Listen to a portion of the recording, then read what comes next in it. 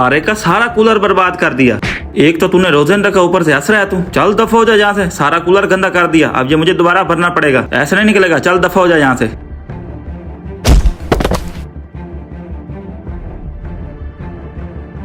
रुको भाई, आपको भूख लगी है? चलाओ मैं आपको खाना खिलाता हूँ।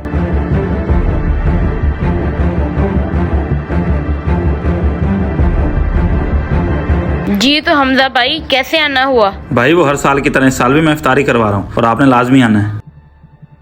अस्सलाम वालेकुम माजिद भाई। वालेकुम सलाम। हमजा भाई कैसे आना हुआ?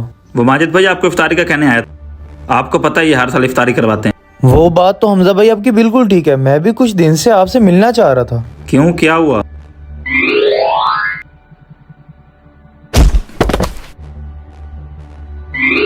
इफ्तारी करवाना तो अच्छी बात है, लेकिन आपने वो जो पागल को धक्के मारे, वो तो पागल था। उसे क्या पता कि रमजान चल रहा है।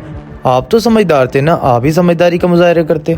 जी माजिद भाई, उसके जाने के बाद मुझे अपनी गलती का एहसास हुआ। वो तो पागल था, मैं अपनी समझदारी का मुजाहरा करता।